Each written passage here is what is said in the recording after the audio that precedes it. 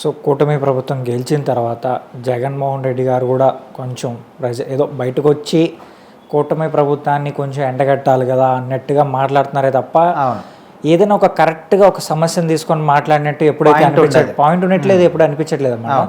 ఇప్పుడేదో కొంచెం సవాల్ చేసినట్టు అన్నట్టు ఉన్నారు. బట్ లోకేష్ గారు అయితే మాత్రం సో ఆయన ఏం మాట్లాడినా కూడా తిప్పి కొడుతున్నారు. అంటే ఇప్పుడు జగన్ గారి పరిస్థితి ఎట్లా అంటే, ఓడిపోయినందుకు ఆయనకి ఏమైనా మతి భ్రమించిందా, షాక్ లోకి వెళ్ళిపోయాడా, స్ట్రెస్ లోకి వెళ్ళిపోయాడా, సో బయటకు వచ్చి ఏం మాట్లాడుతున్నారో కూడా ఎవరికి అర్థం కావట్లేదు అనే విధంగా ప్రజలు అనుకుంటున్నారు అనమాట.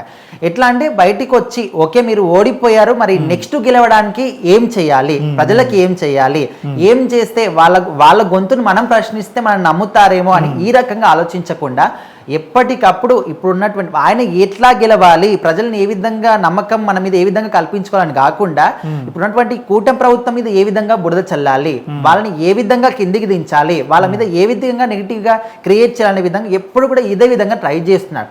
సో రీసెంట్ గా ఆయన చెప్పిన మాటలు ఏంటంటే ఉడ్సా భూములు అన్నమాట. ఉడ్సా కంపెనీలకి ప్రభుత్వం కేటాయించిన భూముల మీద ఒక ఇష్యూ అనేది ఆయన క్రియేట్ చేశాడు. ఎట్లా అంటే ఉన్న రేట్ల కన్నా జనాల్ని మోసం చేసి వాళ్ళని మభ్యపెట్టి చాలా తక్కువ ధరలకి ప్రభుత్వం తరపున మీరు ఉడ్సా భూములు కేటాయించారు అని చెప్పేసి ఒక ఇష్యూ తీసుకొచ్చారనమాట. సో దానికి నారా లోకేష్ గారు రియాక్ట్ అవుతూ ఏం చెప్పారంటే పబ్లిక్ గానే ఒక సవాల్ విసిరాడు. ఓకే నువ్వు అంటున్నావు కదా మేము ఉడ్సా కంపెనీస్ కి భూములు అనేవి చాలా తక్కువ ధరలకి ప్రజల్ని మభ్య పెడుతున్నాము, తక్కువ ధరలు ఇచ్చే మోసం చేసాము విధంగా అంటున్నావు కదా, దానికి సంబంధించి నీ దగ్గర ఆధారాలు ఏమైనా ఉన్నాయా, ఒకవేళ ఉంటే ఆధారాలు పబ్లిక్ గా బయట పెట్టు, విత్ ఇన్ సెకండ్స్ లో నువ్వు చూపించినటువంటి ఆధారాలు ఏవైతే ఉన్నా విత్ ఇన్ సెకండ్స్ లో నేను నా మంత్రి పదవికి రాజీనామా చేసేస్తాను, ఒక్క క్షణం కూడా ఆలోచించాను.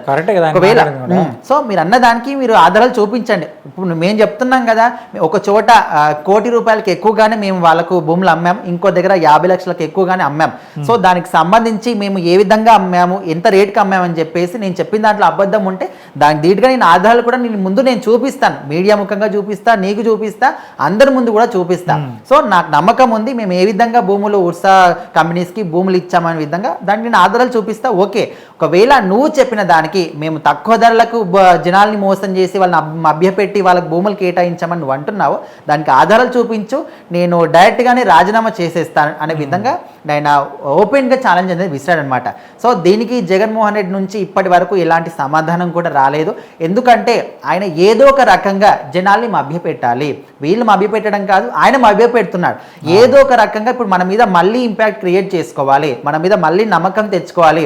ఒకవేళ ఆయన ఇప్పుడు ఎప్పటి నుంచో కూడా ఆయనకు ప్రతిపక్ష హోదా కావాలని ఫైట్ చేస్తున్నాడు. ఓకే ప్రతిపక్ష హోదా పార్టీ యొక్క ముఖ్యమైన ఉద్దేశం ఏంటి, జనాలకు ఉన్నటువంటి ప్రభుత్వం ఇచ్చినటువంటి హామీలన్నీ కూడా ఇస్తుందా లేదా, ఇచ్చిన హామీలన్నీ నెరవేరుస్తుందా లేదా, ఇచ్చిన పథకాలన్నీ కూడా అందుతున్నాయా లేదా, వాటి పట్ల జనాల గొంతుకని వీళ్ళ గొంతుగా చేసి అసెంబ్లీలో వినిపించాలి, ప్రభుత్వాన్ని క్వశ్చన్ చేయాలి. సో అలాంటిది వదిలేసి ఎప్పుడు కూడా ఇప్పుడున్నటువంటి జనాల ప్రాబ్లమ్స్ని పట్టించుకోకుండా, జనాల వాయిస్ని పట్టించుకోకుండా, ఎప్పుడు కూడా ప్రభుత్వాన్ని ఏ విధంగా బురద చల్లాలి, వాళ్ళ మీద నెగిటివ్ ఎట్లా చేయాలి, జనాల్లో ఎట్లా నెగిటివ్ క్రియేట్ చేయాలి, ఈ విధంగానే ఆలోచిస్తున్నారు తప్ప జనాలకి అన్ని అందుతున్నాయా లేదా వాళ్ళ పట్ల మనం మాట్లాడదాం, అసెంబ్లీకి వెళ్ళి మన జనాల గోడు వినిపిద్దాం అనే విధంగా. ఇప్పుడు చాలా మంది వైసీపీ వాళ్ళు కూడా జనాలకి సూపర్ 6 అన్నారు, అవందట్లేదు, పథకాలు ఏవి అవన్నారు ఇవన్నారు ఏవి కూడా రావట్లేదని మీడియా ముందుకు వచ్చి మైక్ల ముందుకు వచ్చి మాట్లాడుతున్నారు. కానీ అదే వాయిస్ని రైజ్ చేసి అసెంబ్లీలో మాట్లాడితే కదా మీకు అందరికీ తెలిసేది, అసెంబ్లీలో మాట్లాడితే కదా అక్కడ ఉన్నటువంటి కూటమి ప్రభుత్వానికి అధినేత అందరూ కూడా మీకు ఆన్సర్ చెప్పేది. అక్కడికి వెళ్ళి మాట్లాడితే మీ క్వశ్చన్కి ఆన్సర్ వాళ్ళ నుంచి రాకపోతే అప్పుడు మీరు ఈ విధంగా మాట్లాడితే బాగుంటుంది. కానీ ఎక్కడికడితే వెళ్ళి మీడియా ముందు కావచ్చు అక్కడ కావచ్చు ఏ విధంగా వీళ్ళ మీద బురద చల్లాలి, ఈ విధంగా ఉడ్సా భూములు అని చెప్పేసి అవి ఇవ్వట్లేదు ఇవి ఇవ్వట్లేదు, సో ఇవన్నీ కూడా గాల్లో మేలు కట్టాలని వాళ్ళు ట్రై చేస్తున్నారు. కాకపోతే జనాలు చూస్తూ ఉన్నారు ఎవరేం చేస్తున్నారు ఏం కథ అని. సో వాళ్ళకు క్లారిటీ అనేది ఉంది. వీళ్ళు ఈ విధంగా మధ్యలో వచ్చి ఎన్ని మాట్లాడినా కూడా వాళ్ళు నమ్మే ఉద్దేశం అయితే ఇప్పుడు అంతలో కనిపించట్లేదు. మరి నారా లోకేష్ గారు అయితే పబ్లిక్గానే ఈ యొక్క సవాల్ విసిరాడు. మరి దీనికి జగన్మోహన్ రెడ్డి ఎప్పుడు సమాధానం చెప్తారని కూడా చాలా మంది వెయిట్ చేస్తున్నారు. చూద్దాం మరి చెప్తారో లేదంటే దాన్ని కూడా పక్కకు వదిలేస్తారో లేదనేది.